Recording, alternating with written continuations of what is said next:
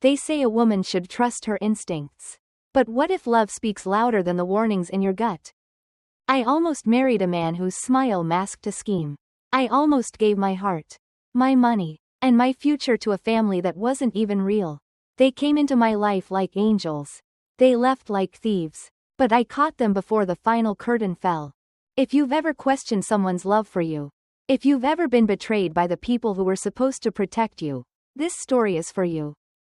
Before we begin, don't forget to subscribe to Reddit Family Tales, like this video, and share your thoughts in the comments below. You never know who might need to hear what you have to say. Let me take you back to the beginning, not to the day I met David, but much earlier, to the days when I learned what it meant to be invisible. I was 12 when my father left. One morning he was at the kitchen table reading the paper, and that night his closet was empty. No goodbye, no note, just a slow drip from the bathroom faucet, echoing into the silence. My mother never explained. She just turned the thermostat down and the volume up. Cold and loud, that's how we lived. She poured all her warmth into my brother, Daniel, maybe because he looked like my dad. Or maybe because he was easy, athletic, charming, the kind of boy teachers adored. He never had to ask for seconds. I don't think I even had a voice in that house. By the time I was 16, I was working 2 jobs. One at the gas station, another babysitting the neighbor's twins. I wanted money, not to buy anything, but to own something that couldn't be taken from me. I remember once, I came home late after my shift and found Daniel in my room, using the laptop I'd bought myself. He said Mom told him he could. That was my house. Nothing was mine. But everything was expected of me. College wasn't in the cards. Not because I wasn't smart, but because Mom said we couldn't afford to waste time on things that don't guarantee a paycheck. She said that while buying Daniel a new car for being so responsible. So I taught myself. I read finance blogs at night, watched YouTube lectures, scoured every book I could find at the library about credit, investments, and money psychology. I wanted control, not of people, just of my future. And then I married the wrong man. Nick was my high school sweetheart. On paper, we were perfect. In reality, he gambled away our savings, lied about it, and when I confronted him, he said, "You're too cold to live with." I had to find an outlet. The divorce was clean. He walked. I stayed and rebuilt. I started my firm with 3 clients and a Craigslist ad. Today, I have 12 employees and over 300 women I help manage portfolios for. I'm not proud because I'm rich. I'm proud because I did it without stealing anything from anyone. But underneath the spreadsheets and boardroom smiles was a silence. The kind of silence that hums in the background when no one asks how your day was. When birthdays are celebrated with a single cupcake and no candles. When love is measured by how useful you are. That's what I carried into my 36th year. Financially secure, emotionally brittle, and ready, desperately ready, for someone to see me. So when I met David, I fell in quiet ways. Not all at once. He didn't come in like a storm, he arrived like a Sunday morning. Calm, safe, present. He remembered my coffee order after one date. He texted just to say he hoped my day was going well. When I told him about my mother's coldness, he didn't pity me, he nodded like he understood. And when he introduced me to his family, I didn't know what hit me. His mother hugged me like she'd known me for years. His sister brought me tea and whispered, "We've been waiting for you." His father called me sunshine. It wasn't just that I felt welcomed. I felt wanted, chosen. David would lean over during dinners and say, "Isn't it nice to be part of a family that actually enjoys each other?" I nodded, but something in me, something faint, like a radio behind a wall, began to murmur. I didn't listen to it then. I should have. They started coming over more often. David's family. At first, I didn't mind. His mother, Judith, had a soft way of speaking, always with her hand gently resting on mine when she asked about my work. "It must be so stressful, managing all that money. You poor thing," she'd say with a smile that almost made me forget how patronizing it sounded. His father, Greg, would always ask about the house I'd bought the year before, calling it our little sanctuary, even though he'd never lived a day in it. They were smooth, warm in the way Southern families are warm. Syrupy and slow, hugging you with one arm while measuring your worth with the other. It wasn't long before they started offering help. Judith brought homemade casseroles and carefully folded laundry that I never asked her to touch. "I just want you to feel like you have support," she'd say. Greg offered to fix things that weren't broken. David would beam like a schoolboy. "They just adore you," he'd whisper, brushing my hair back like I was fragile. It felt good, at first. Like I was finally being embraced. Like I finally had a place in someone's world where I didn't have to earn it. Then things shifted, subtly. One night, over dinner, David brought up a joint account. "Just for wedding planning," he said, even though we hadn't officially gotten engaged yet. "We could each toss in 10 grand. Make things easier." I looked at him across the table. "You want to mix money before we're even engaged?" His smile didn't falter. "It's just a gesture, babe. My parents did it. Shows commitment." I hesitated. Something in my stomach tightened. But I nodded. "Let me think about it." He leaned in, kissed my forehead, and called me his little fortress. That night, I didn't sleep well. After that, they started showing up with ideas. "David's always dreamed of starting his own business," Judith said one afternoon, sipping iced tea on my porch like she owned it. "He's got such a sharp mind. Just like you," Greg added. "A little seed money from the two of you. And he could really fly. You'd be building something together." The pressure wasn't loud. It came dressed in care. In careful words and loving glances. But it was pressure all the same. I noticed other things too. Little things. David gently questioning my best friend Clara. "She seems jealous," he said after Clara raised an eyebrow at the joint account idea. "I've seen it before. Single friends get threatened." Then, the wedding planning began. Even though we hadn't set a date.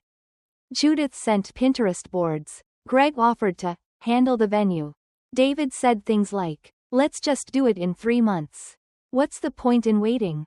I started to feel like I was sliding downhill in a car without brakes. Smiling, nodding, laughing, while inside, I was gripping the wheel and whispering, "This isn't right." But I didn't stop it.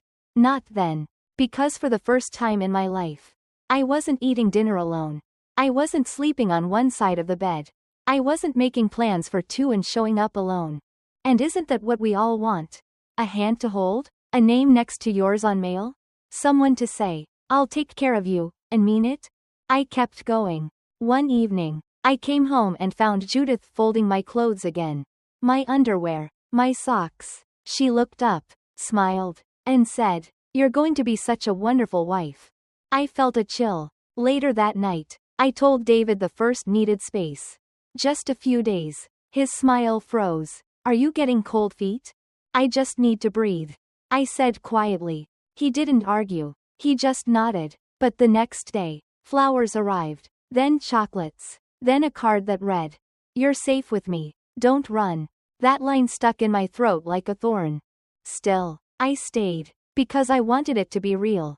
I wanted to believe that maybe, finally, I had a family who saw me as more than a wallet. More than a worker. More than a fixer of other people's messes. I wanted to believe David loved me. I wanted it so badly. I ignored the growing weight in my chest, the one that felt like fear wearing a silk robe. Then, the mail came, and everything started to unravel. The envelope was cream-colored, thick, and bore no return address.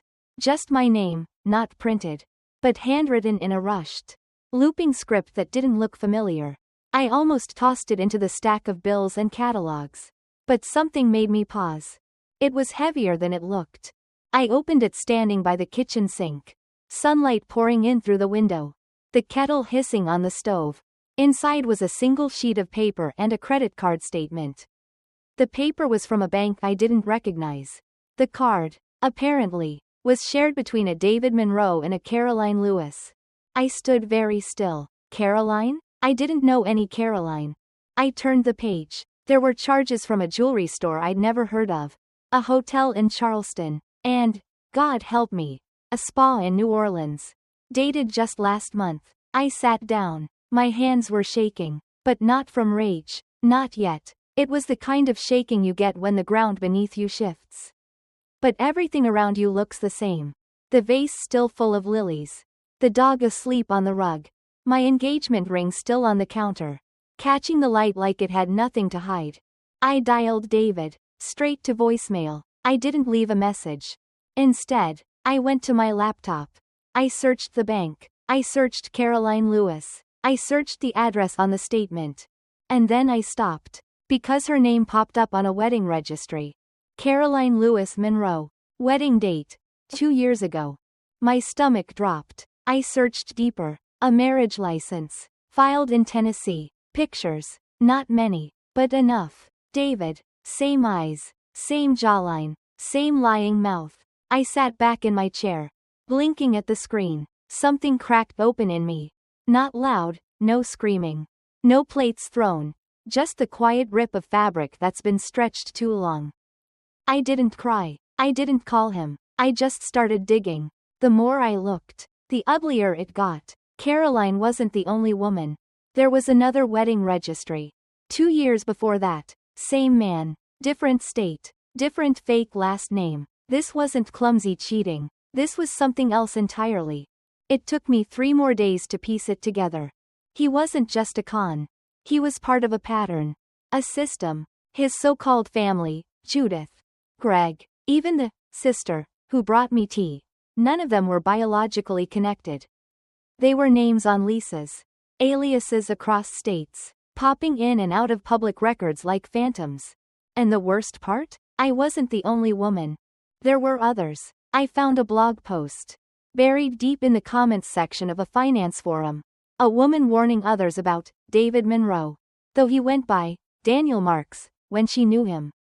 Same pattern. Love bombing. Sudden wedding plans. Financial entanglement. Then, poof. I printed everything. Every receipt. Every screenshot. I made a binder. Old habits die hard. I labeled it Truth. I carried that binder into my bedroom and sat with it on my lap like a sleeping child. I stared at the ring on my finger and whispered out loud.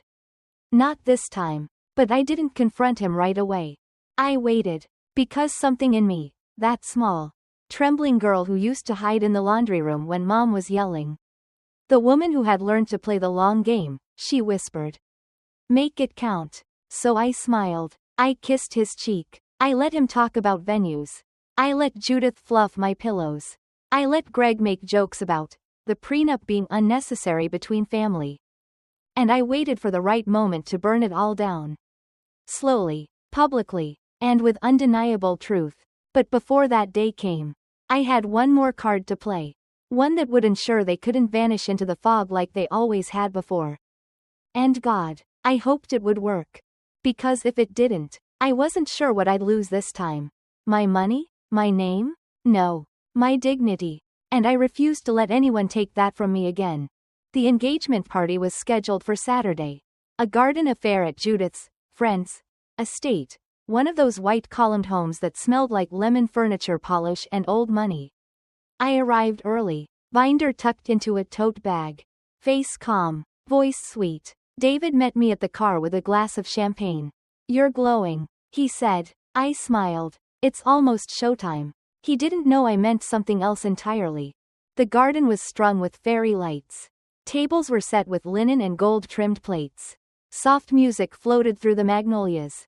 Judith wore a pale pink dress and pearls. Greg clapped David on the back as they posed for photos. Grinning like wolves dressed as men. Guests started arriving. Friends from my firm. Clients. A few neighbors I barely knew. Clara came too. Stiff and silent. Her eyes locked on me like she could sense the storm. I pulled her aside. Tonight, I whispered. You're going to see why I've been quiet. She touched my arm. Whatever it is, I've got your back. I nodded once. That was enough. The sun dipped low. Judith clinked her glass. Ladies and gentlemen, thank you for coming to celebrate our beautiful Rachel and our beloved David. Some things are meant to be. And some people, well, they fit together like puzzle pieces. There was polite laughter. I took a deep breath. Before we toast, I said, stepping forward, I'd like to share something. Judith's smile froze. I wasn't going to speak tonight. I began, but David's right. Honesty is the foundation of a good marriage. So, in the spirit of love, let me be transparent. I reached into my tote and pulled out the binder. Placed it on the table beside the champagne.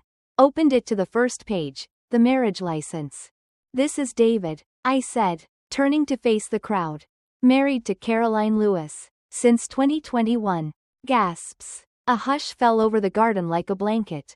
And here, I flipped again, is a wedding registry from 2019. Different name. Same man. Judith stepped forward. Rachel, maybe we should. Let me finish. My voice was soft, but steady. I turned to David. His face was pale, his mouth twitching. You told me you loved me.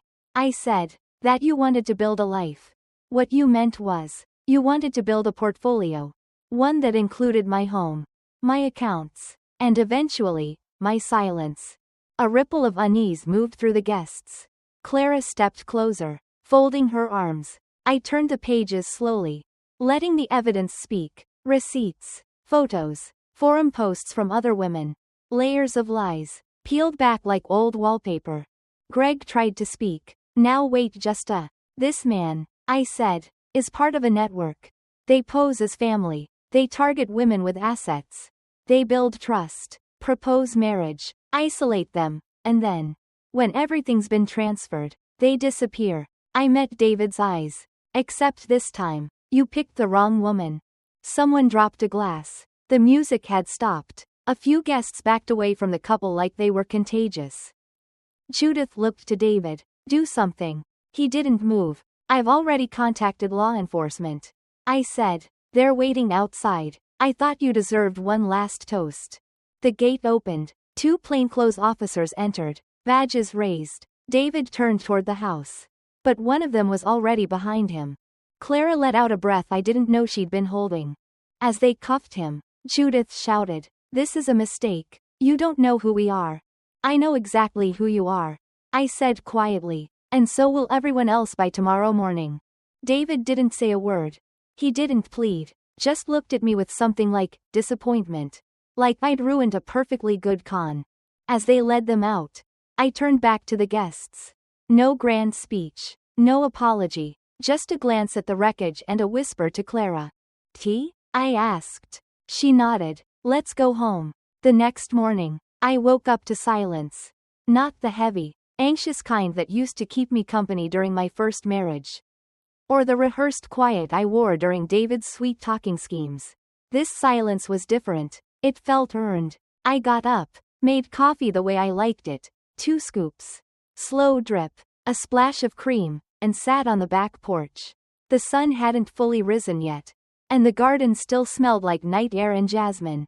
I watched a cardinal land on the railing, its head twitching toward me, as if it sensed the shift.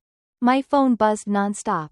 Missed calls, emails, news alerts. One article already had the headline, "Atlanta woman outs marriage scam at her own engagement party." I didn't click. I didn't need to. I'd lived it. Clara came by mid-morning, bringing a bag of croissants and that look she gives me when she's worried but knows better than to say it out loud. "You good?" she asked.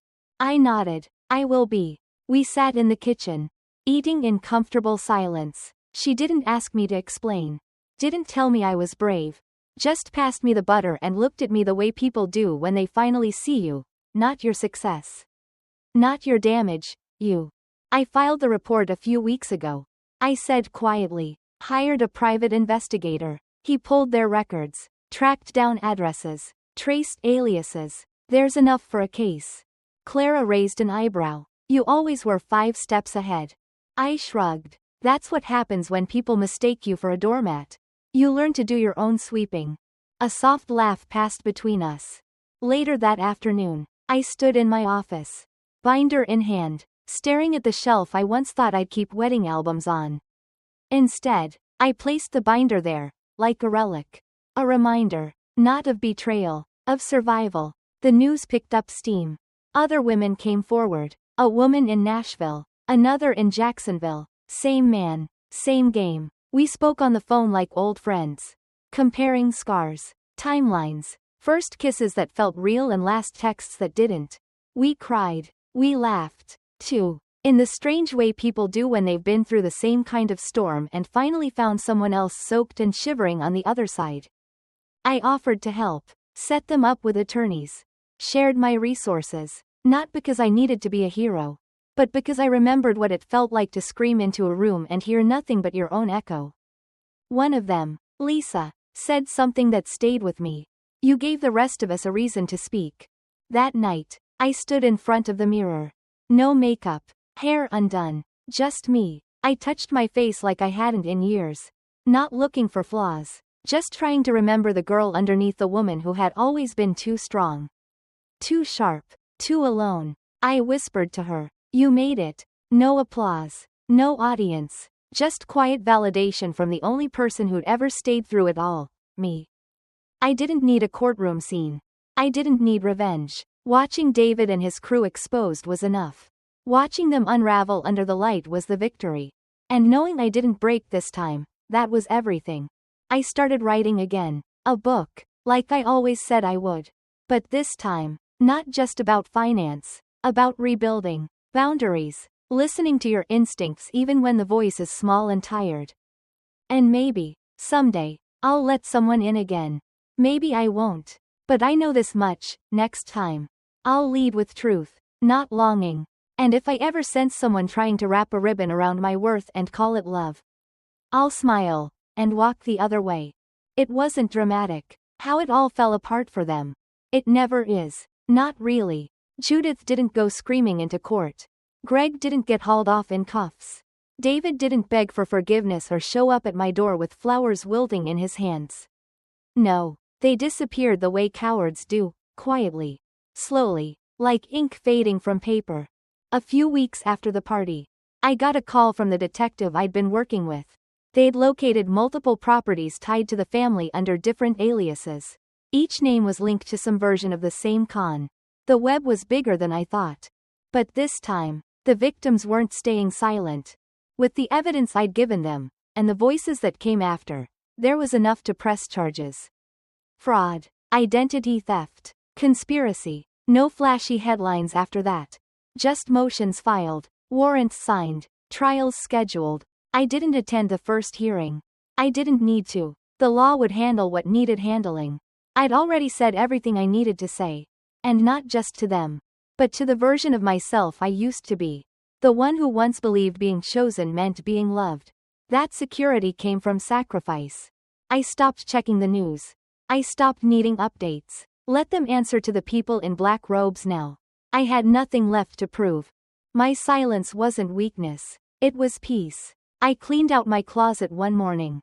Weeks later, found the engagement dress still hanging in plastic. I touched the sleeve, remembering how Judith called it, elegant and understated. Just like you. I smiled at the irony. Elegant, understated, easy to underestimate. I folded it gently and set it in a donation box. My office staff threw a little celebration the following Friday. Not for the engagement, obviously, but for the new branch we were opening. Clara brought a cake that read, "Still standing." It made me laugh harder than I had in months. I stood at the window that night, looking out at the Atlanta skyline. The lights were soft, not blinding, familiar, real. There's something about seeing your city after everything has settled, like you're finally in it. Not just surviving through it. A client emailed me the next day. She'd seen a clip of the story on the news and said, "I hope you know how many women are quietly rooting for you. You didn't just escape. You exposed. That matters." I didn't reply right away. I just sat with her words. Let them land. I used to think strength meant staying quiet, pushing through, pretending nothing hurt. Now I know strength looks like walking away before you're broken.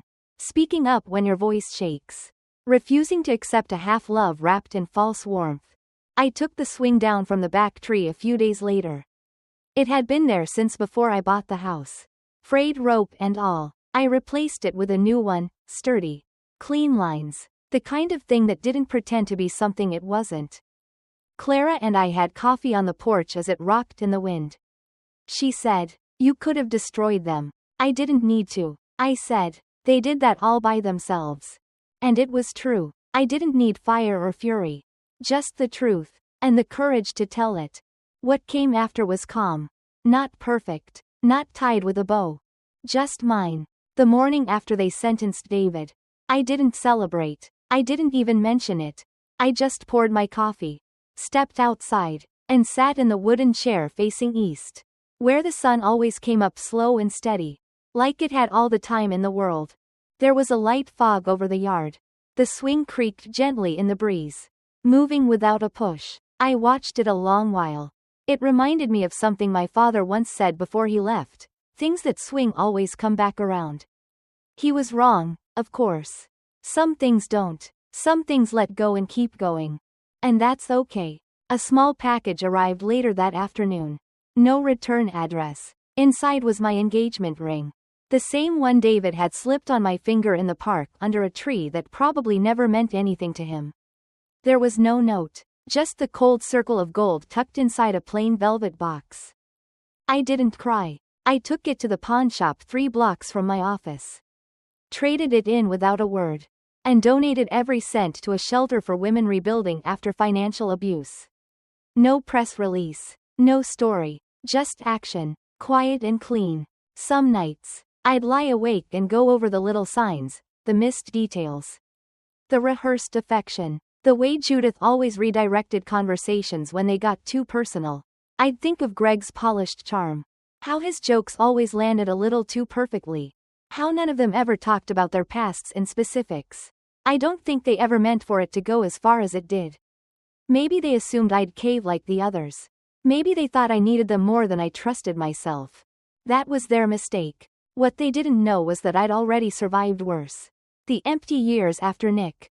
The long nights building my firm one spreadsheet at a time. The birthdays I spent alone. Lighting a candle in a cupcake I bought myself. Whispering wishes I was too tired to believe in. I didn't need a partner to save me. I needed peace. And that peace didn't come with a wedding. It came with walking away. People ask sometimes if I'll date again. I tell them, maybe, but I won't chase love like it's an answer to loneliness. I won't shrink myself to be chosen. I'll love again when it feels like breathing. Not bargaining. The second branch of the firm opened last month. The lobby is bright, filled with soft chairs and good coffee. And the first thing you see when you walk in is a small sign that reads, "Know your worth. Then protect it." I meet with clients there sometimes. Women starting over. Some with kids. Some with bruised bank accounts. All of them with that same quiet fire I remember carrying. They look at me like I have answers. I tell them I don't. Just scars. Scars and spreadsheets. The book's coming along slowly. I write in the mornings before the phones start ringing. No title yet. Just stories. Stories of money and mistakes and how power isn't something you're given. It's something you take back. One day, I came home and found Clara sitting on the porch swing, sipping tea. She didn't say a word when I joined her. Just passed me a mug and leaned back, letting the quiet wrap around us. The sky turned gold, then blue, then the soft, aching gray that tells you night is coming. I looked out over the yard, watched the shadows stretch long and thin, and felt something settle in my chest. Not triumph. Not revenge. Just stillness. And for the first time in a long, long while, I understood that sometimes the real victory isn't in proving them wrong. It's in walking away, with nothing broken.